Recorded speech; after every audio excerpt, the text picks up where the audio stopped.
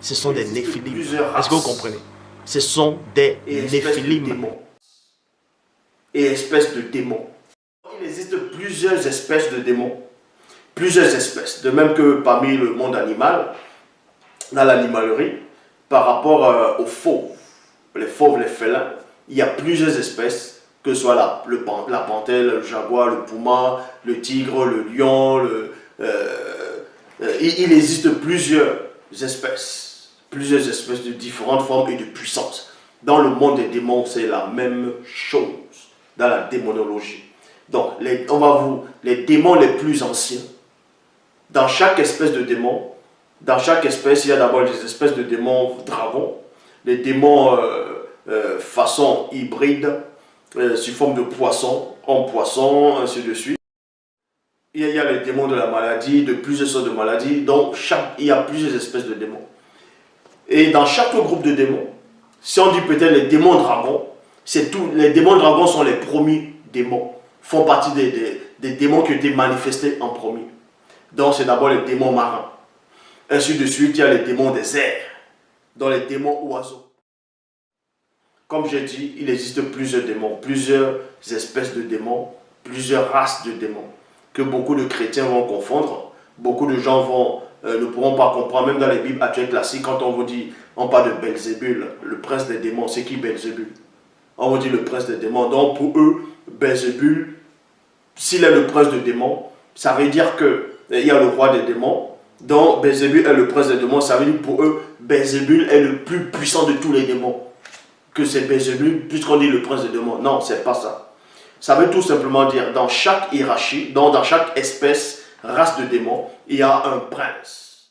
Dans le livre, c'est-à-dire le livre des géants, c'est dans un livre d'Enoch, dans le livre des géants. On vous dit cela, qu'il y avait 200 anges qui ont choisi des animaux sur lesquels exécutaient des arts contre nature. Dans le livre des géants, chapitre 3, au verset 4 à 5, il est dit ceci, que dans les champs, de chaque espèce animale, de chaque espèce d'oiseau, pour opérer des croisements. Donc, les anges déchus, ils sont descendus, ils ont couché avec les animaux. Est-ce que vous comprenez? Pour reproduire une autre création, à part celle que le Père lui-même avait créée. Donc, ça a créé des croisements. Livre de Géants, chapitre 4, au verset 2. Il a dit ceci. Ils engendraient géants et monstres. Ils engendraient géants et monstres. Les anges déchus ont couché avec les animaux.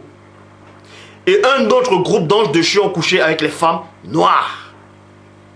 C'est pour ça que toute la progéniture des anges déchus, ils sont tous des frères. Vous comprenez? Donc les anges déchus ont couché avec les femmes noires.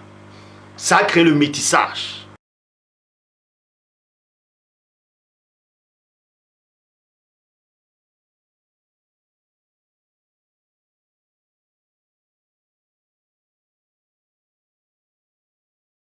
Les autres races sont apparues. Tandis que d'autres ont couché avec les animaux. Et ça a créé des hybridations. Il y a eu d'autres qui ont couché avec les mammifères marins. Ça a créé quoi? Des sirènes des eaux. D'autres ont couché avec des chèvres, ainsi de suite. Ça a créé des satyres. C'est pour ça que vous voyez des monstres, des hybrides. Les onocentaures, les centaures, les satyres, ainsi de suite. Et quand les anges déchus ont chuté, et quand ils ont chuté, un groupe d'entre eux, dans d'autres livres de Noc, on les appelle des Grégory, ils ont chuté dans le livre des secrets de Noc, chapitre 18 au verset 3. Ils ont chuté, ils sont venus sur la terre, d'autres ont couché avec les femmes, ils ont apporté le métissage. C'est là où vous voyez plusieurs races maintenant. Les néphilim, on les appelle les néphilim. Un néphilim c'est quoi? Le néphilim c'est la définition des enfants, des anges avec les femmes noires. C'est ça les néphilim aussi avec des animaux. Ce sont des néphilim. Donc, les anges là maintenant déchus ont couché aussi avec des différentes espèces d'animaux. Et parmi certains animaux, ça a créé des monstres géants qui se nourrissaient même de la chair humaine après.